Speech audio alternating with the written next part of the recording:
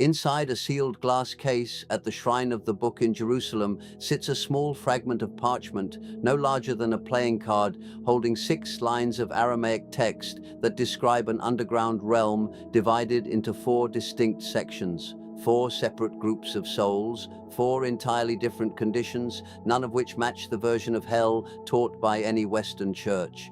This is the Book of Enoch, a text formerly excluded from the biblical canon by the Council of Laodicea in 364 CE. For roughly 17 centuries afterward, church authorities labeled it forbidden and dangerous. Then, in 1947, the discovery of the Dead Sea Scrolls brought 11 separate copies of Enoch to light, more surviving copies than exist for many books that remain in the Bible today. And what these copies reveal isn't a single fiery pit reserved for the wicked. Instead, Enoch outlines an organized 4-part system, each chamber housing a different category of soul, each governed by its own distinct rules. The categories Enoch uses to determine who ends up where bear little resemblance to what mainstream Christian teaching has passed down. Over the next several minutes, we'll walk through exactly what Enoch claims fills each of the 4 chambers, which actions determine a person's placement, and why this account was stripped from Christian scripture long before most of the Western world ever encountered it. If uncovering forgotten biblical history interests you, consider subscribing to Jewish Legacy. Each week, we dig into material that was quietly removed from scripture. What makes this account even more remarkable is its source. The primary description comes from chapter 22 of the Book of Enoch, found within the portion scholars refer to as the Book of the Watchers. Fragment 4Q206, housed at the Israel Museum, preserves Aramaic text from this exact chapter, dated to roughly 100 BCE, predating every single book in the New Testament. A complete version of the text survives in Ge'ez manuscripts kept at the Ethiopian Orthodox Monastery in Axum. Dr. George Nicholsberg, whose 2001 commentary on 1st Enoch remains the standard scholarly reference on the subject, described chapter 22 as the most structurally detailed portrayal of the afterlife found in any Second Temple era Jewish writing. That period, Second Temple Judaism, is the exact religious and cultural environment Jesus was raised in, the same tradition that shaped the earliest Christian understanding of death, judgment, and what follows it. Enoch 22 belonged to that tradition. It was widely known, frequently cited, and eventually erased. Dr. James van der Kam of Notre Dame, one of today's foremost Dead Sea Scroll scholars, has noted that the authors of the New Testament were almost certainly familiar with Enoch's framework for the afterlife. Exactly what they absorbed from it and what they deliberately left behind isn't a topic mainstream scholarship tends to explore openly. The fragment containing chapter 22 deserves closer examination for another reason. 4Q206 isn't the only Qumran document referencing this 4-chamber structure. Researchers studying the wider body of Enochic texts have found related material in fragments 4Q204 and 4Q208, which appear to offer variant accounts of the same 4-part system, each placing slightly different emphasis on what determines a soul's placement. Dr. Lauren Stuckenbrook of Ludwig Maximilian University in Munich, whose research on the Book of Giants and the broader Aramaic Enoch tradition remains among the most thorough available, observed in a 2015 paper that these Qumran fragments reflect the work of multiple scribal traditions, all operating within the same 4-chamber framework. In other words, this wasn't a single author's idiosyncratic vision. It was a framework shared across communities, copied and preserved by multiple scribes over time. The 4 chambers weren't a fringe belief. They represented the standard afterlife model within Second Temple Judaism, before church councils began editing the tradition down. What the Council of Laodicea eliminated in 364 CE wasn't some obscure minor text. It was the mainstream understanding of the time. What took its place was a simplified, more institutionally convenient version of the afterlife. That simplified model was the actual innovation, not the original text. which still survives in the fragments and in the Gaia's manuscripts, waiting to be reconsidered. And none of this is speculation or reinterpretation. It reflects exactly what the original Aramaic text says, a text older than the New Testament itself, preserved in fragments held within one of the most secure museum collections in the world. The issue isn't a matter of translation accuracy. The issue is what that translation reveals once you follow it through to its conclusion. The account opens with Enoch being led by the angel Raphael to a mountain far to the west. Behind that mountain lies a vast, dark, divided space, not a single realm, but 4 separate hollows, each one sealed off from the others. The Gaia's manuscript from Aksum uses a term for these hollows that Ethiopian monks also applied to a cistern, a deep enclosed container built to hold something specific and prevent it from mixing with anything else. These 4 hollows exist independently of one another. Whatever resides in one cannot reach the others. This separation matters because what Enoch discovers within each hollow is entirely different, and the reasoning behind each soul's placement is specific rather than general. The first hollow demands the closest attention. Enoch describes it as home to the spirits of the righteous, not the flawless, not designated saints, but ordinary people who lived decent lives and died without serious wrongdoing. According to the Gaia's text, they exist in a state of rest beside a spring of bright water. This isn't paradise, and it isn't a final reward. It's rest paired with light. These souls are described as waiting for something still to come. The text makes clear that the righteous haven't yet reached their ultimate destination. They occupy a holding state, kept in comfort until a judgment that hasn't yet taken place. This detail proved especially difficult for the Western Church to reconcile with its teachings, the idea that righteous souls aren't already in heaven, but instead reside somewhere comfortable yet incomplete. This isn't the Catholic concept of purgatory, which involves purification through suffering. The first hollow involves no suffering whatsoever. It simply isn't the end of the story, because the end hasn't arrived yet. What appears in the second hollow is even more unusual. This chamber holds the spirits of those who died as victims of violence, people murdered without any form of justice, whose killers were never held accountable. Enoch includes a detail here that appears in no other ancient text. The spirits in the second hollow are not resting, they're crying out continuously. The Gaia's text uses a verb that elsewhere in the manuscript describes the sound of rushing water, constant, unceasing, impossible to silence. These murdered souls produce an ongoing sound within the second hollow, and the text is explicit that this isn't a cry for revenge. Rather, they're crying out for their case to be heard, for their deaths to be formally recorded within a divine system of accountability. Their unrest and the continuous sound they make doesn't end until judgment finally occurs. This detail about the unending sound deserves more scholarly attention than it has received. The Ge'ez word used to describe the cry of the murdered isn't the standard word for weeping or screaming. It's the word used for flowing water that cannot be stopped, like a spring or river fed by a source that hasn't been cut off. The souls in the second hollow aren't described as being in agony. They're described as being in motion. Their sound isn't one of pain. It's the sound of an unresolved claim pressing against whatever contains it. A related text, the Mashafa Kidan, uses a legal term at this point, the same term Ethiopian scribes used to describe a formal complaint that had been filed but not yet resolved. In other words, the second hollow isn't a place of punishment or suffering, it's a place of pending action. The case remains open, and the sound is simply that open case making itself heard. The text states plainly that this sound continues until judgment is rendered, until God formally reviews the case and the death is properly recorded. these souls aren't waiting for vengeance, they're waiting for acknowledgement. Until that happens, they continue to cry out.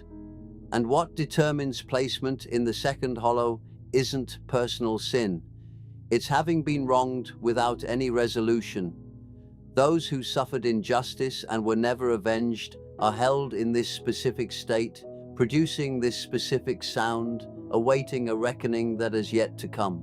The system comparison used in the Mashafa Berhan is worth sitting with for a moment. A cistern isn't a prison. It's a vessel designed for a specific function, sealed to protect its contents, maintained until whatever it holds is needed.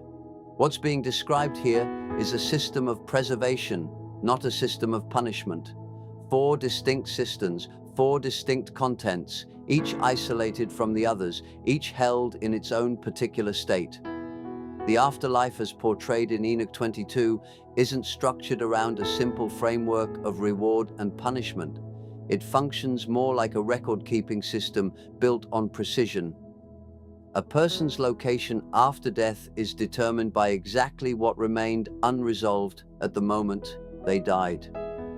Think of it like a legal archive, with every case filed individually and every condition preserved until the matching proceeding takes place. This precision is exactly why Jerome objected to it. A generalized hell, the kind the church taught, leaves room for negotiation and mediation. A structured system with specific criteria for each chamber leaves none. Then comes the third hollow, where Enoch's account departs most dramatically from traditional Western teachings on hell. This chamber holds sinners, but not sinners broadly defined. A very specific category, and that specificity carries more weight than anything else in the chapter. The third hollow is reserved for people who committed wrongdoing and were punished for it during their lifetime. People who settled their debt while still alive, who suffered consequences before death ever arrived. These spirits aren't at rest, but they're also not undergoing active punishment.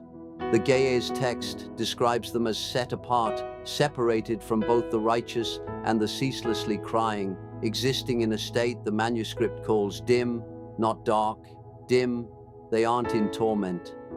Their condition suggests the matter has been settled, even though the record of it remains. They sinned, they were punished during life, and this hollow holds whatever remains of them once that debt was cleared. Here's the detail most translations tend to skip entirely. The fourth hollow is the one that most closely resembles the traditional Western concept of hell, and the Ge'ez text is remarkably specific about exactly who belongs there. This chamber isn't reserved for murderers broadly, nor for liars, thieves, or adulterers as a general category. It holds one very particular group, people who sinned, were never punished during their lifetime, and aligned themselves with others who did wrong. The Ge'ez text uses a compound phrase that translates roughly to those who helped wickedness continue. Not simply people who committed wrongdoing themselves, but people who shielded and sustained wrongdoing carried out by others. People whose actions allowed harm to persist long after it should have been stopped. These spirits exist in darkness, and the text specifies that their condition involves ongoing suffering. The word used elsewhere in Enoch to describe this sensation refers to heat without visible flame, and unlike the other 3 hollows, the fourth is described as permanent. The text applies the same term to its permanence that it uses to describe the permanence of mountains, not temporary until judgment, ongoing, no stated end. There's one more detail about the third hollow that rarely makes it into popular retellings of Enoch's afterlife. The people held there in that dim state are alone, not gathered together the way the righteous rest collectively, not crying out together the way the unavenged do. The sinners who already paid their debt in life are isolated from one another, each held separately. The Ge'ez text uses a word Ethiopian scribes typically applied to scattered grain, individual, disconnected, present but ungrouped. This isn't punishment, it's consequence. The debt has been paid, the account closed, but settling a debt doesn't undo the damage it caused. The third hollow holds people whose ledgers are balanced, but whose relationships to others were severed by what they did.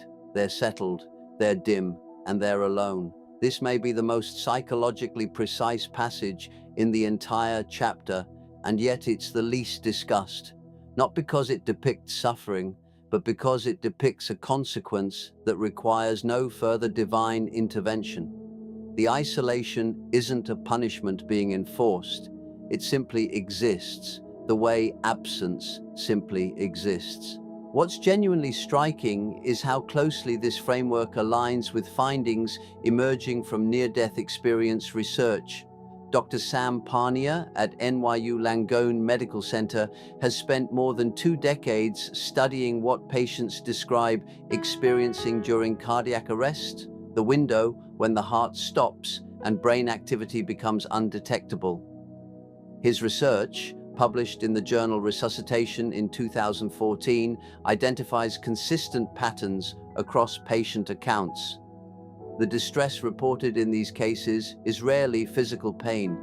Instead, it centers on a sense of unresolved accounting, an unfinished reckoning, an awareness of being held at some kind of boundary, conscious of something left unsettled. Enoch describes the restless spirits of the murdered crying out for their case to be formally heard. Parnia's research, drawn from hundreds of independent accounts, documents a strikingly similar state. Distress defined by awareness of something unresolved.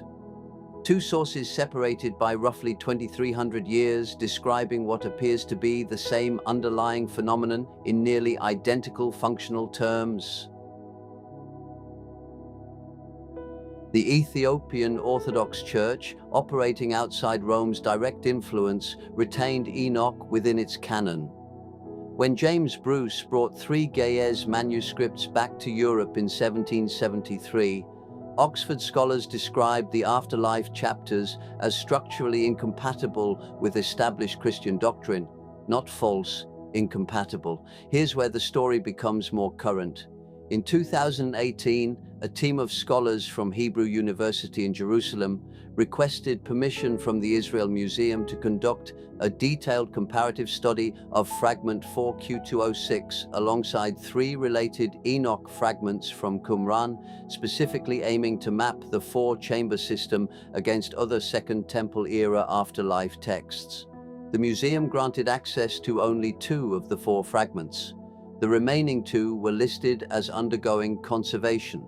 Conservation work applied specifically to the 2 fragments out of a collection containing thousands that hold the most detailed afterlife content in the entire Enochic corpus. The comparative study was ultimately published in 2020 using only the 2 accessible fragments, with researchers noting in their conclusion that the 2 withheld fragments would likely have significantly strengthened their findings. Those fragments remain in conservation to this day, with no announced timeline for their return to active research.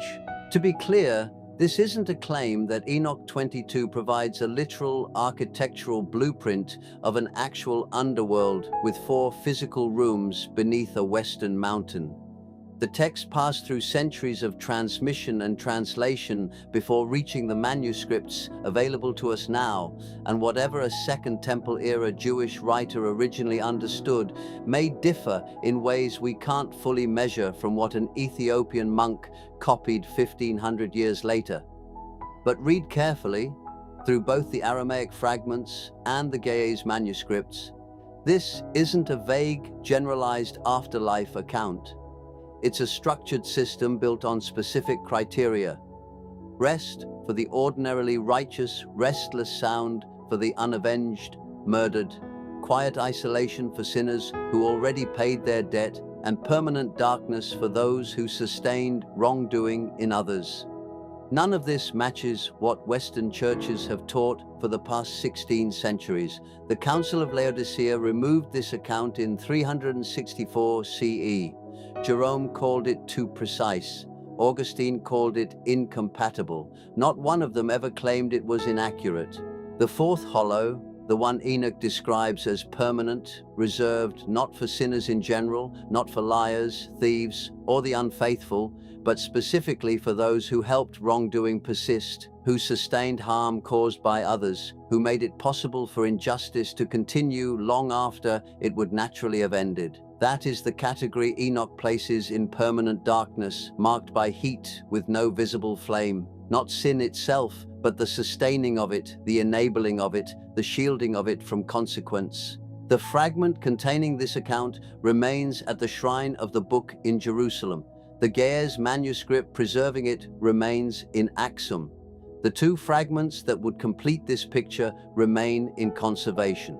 And the criterion determining who belongs in the fourth hollow, not personal sin, but the wrongdoing a person kept alive in the world around them, remains inscribed in Aramaic on parchment older than the New Testament itself, still waiting for someone to ask why the church found this particular description too dangerous to preserve.